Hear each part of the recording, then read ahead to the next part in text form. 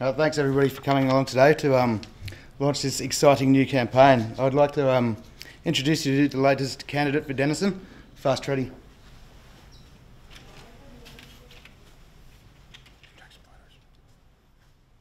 Hello, thank you. Thank you for coming. Welcome and thank you for coming along today. Today, I'm launching my campaign as an independent for the seat of Denison at the upcoming state election. I have a vision for this state and a robust plan to get the economy back on track, unlock our natural resources, make government more efficient and allow Tasmania to prosper. I understand that your time is short today, so I'll keep things brief and quickly outline some of the policies that you have in front of you on the documents I have provided. Starting with the pulp mill. The pulp mill project should have gone ahead years ago. The major impediment to this project from proceeding is the current obsession with process, red and green tape, and ridiculous conditions, permits and environmental regulations. We need to bite the bullet here, be honest with ourselves. A complete removal of red and green tape, development permits, environmental regulations and planning approvals will give these projects the freedom they require to grow the economy. Under the government I lead, we will make a compulsory acquisition of the pulp mill site and hand it over to the first company that can make it financially viable and get it up and running and turning a profit within 6 months. No more tiptoeing around here, afraid of offending those bleeding heart green communists. Deregulate. No permits, no approval processes, no environmental regulations. Yes to big business. We must emancipate ourselves from the tyranny of regulation and free the economy. The market shall decide how business is done in this country and the manner in which it is done. Save the boys in blue, arm the people. Clearly, the police minister has proven himself to be completely incompetent. I will scrap the ministry entirely. Why do we even need a police minister when we already have a police commissioner? Another example of duplication of roles and responsibilities that creates more and more red tape. In my government, the police commissioner will be given a permanent place in cabinet as a special advisor and expert to advise the cabinet on all matters relating to law and order. We do not need elected representatives with no expertise and experience making important decisions about law and order. We need experts appointed by government. I will also move to repeal the ridiculously politically correct Green Communist gun law reforms. Bring back semi-automatic weapons into our neighbourhoods. Guns, guns and more guns. With increased public participation in the control of law and order, by allowing easy access to weapons, we won't need a substantial police force and citizens will be empowered to administer justice themselves. One electorate, one house, one direction. Amalgamate all 5 electorates to create one great electorate for the entire state, the protectorate of Freddy. I will dissolve the upper house to make government more efficient. Clearly, the hair clerk system was designed by a green reptilian overlord from a parallel universe to hand power to the Greens and extremist left-wing radical wackos. The hair clerk system has got to go. It's a green communist conspiracy that has achieved nothing but limit growth, development and progress for this great island nation state. Tasmania, come get some. We're open for business. I will repeal the entire reserve estate. For too long, this great island has been held back from reaching its true potential because of the greenwashing of our leaders' brains by the opinions of those righteous, do-gooder, NIMBY, Chardonnay socialist, tree-hugging, pinko, green, worrywart, watermelon lunatics. I will take a chainsaw to the Reserve Act and scrap all land tenure covering all reserves and any other area with unutilised resources. The righteous do-gooders would have us believe that we're down to our last tree.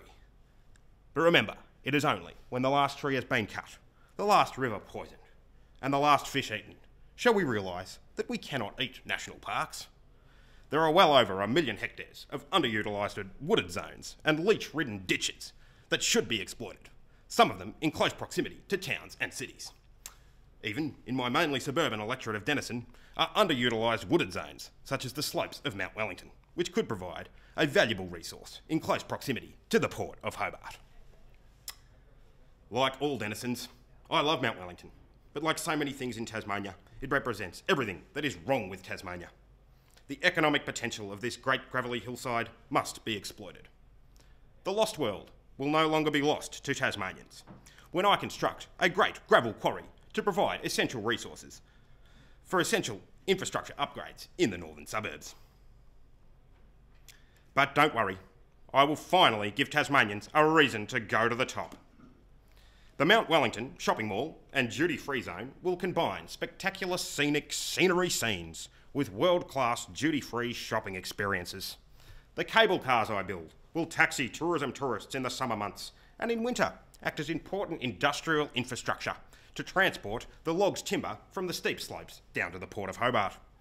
The quarried lunar moonscape will provide Hobart with its own iconic icon, much like the micro-tourism mecca of Queenstown. In this day and age, when other large tourism developments, such as the Vale de Tamar Pulp Mill, are receiving a lot of attention from prominent Tasmanians, such as the venerable Ivan Dean, Hobart needs all that it can help, all the help it can get, with putting it on the Tasmanian map. We must kill the Tasmanian devil. Exterminate this vile and disgusting creature. The science is in on the health risks that this villainous vermin poses to Tasmania, being infected with one of the world's only transmissible cancers. I shall provide financial incentives for mining companies who kill Tasmanian devils on the roads in the Tarkine, and create a labour force of long-term unemployed people to shoot remaining populations of live devils. A bounty shall be paid. Think thylacine. Think thylacine. Conservationists should support this policy, as it will greatly increase the chances of survival for the offshore insurance populations when they are reintroduced to the mainland, which will be completely free of the disease. A devil doormat factory will be built in Smithton, where devils will be skinned and tanned, and devil doormats trucked to Devonport for use as complimentary gifts to passengers on board the Spirit of Tasmania. The small L Liberals of the Liberal Party have taken a soft approach to dealing with those belligerent eco-terrorists, the forest protesters, who recklessly invade worksites and threaten the fundamental values of our society. The Liberals' proposed increased fines and mandatory jail terms for second offenders is a band-aid solution that will not act as a sufficient deterrent. I will reintroduce capital punishment for any protester who enters a worksite and disturbs hard-working Tasmanians who are simply trying to make a buck for a handful of large corporations. My proposed laws shall give the judiciary a choice for second offenders. Either put them to death or impose retrospective punishments, such as if someone locks their arms to a logging machine, which is carrying out legal logging operations, the judiciary may decide the best deterrent is to remove the person's arms by way of amputation. Without arms, how will these terrorists reoffend? We need strong deterrents. These people threaten our life. They threaten our way of life. They threaten our jobs. They threaten our future, our communities, our resources, our economy, our wives, our children, our pets, our $4.95 bacon and egg rolls, and our 70-cent potato cakes, dim sims, wingdings, and other cheap fried, frozen, yellow food. But most importantly, they threaten our freedom. In fact, all problems in Tasmanian society today are caused by these recalcitrant ratbags.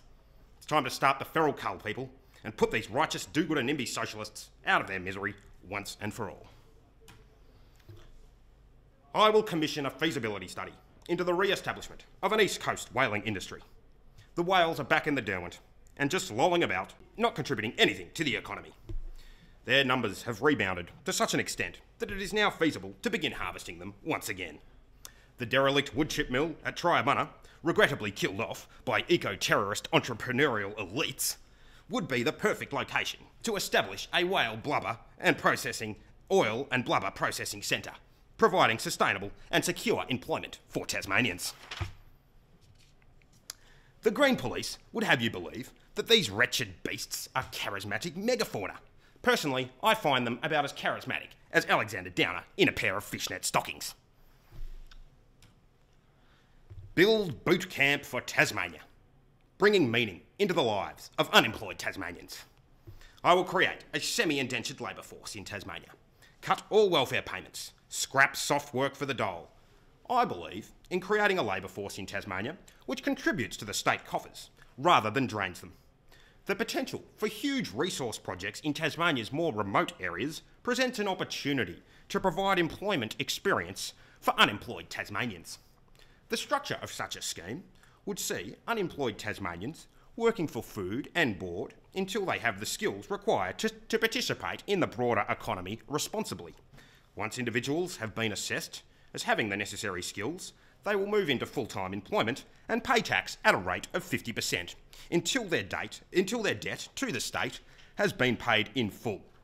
In the event of participants in this scheme failing to find full-time employment after fulfilling their obligations, they shall be given further work experience and community development opportunities by voluntarily assisting Hydro Tasmania with their work in Sarawak building hydroelectric dams.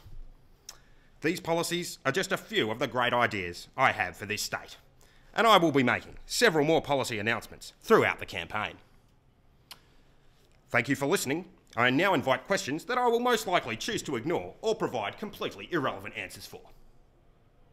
Vote Fast Freddy for populist policy on the run.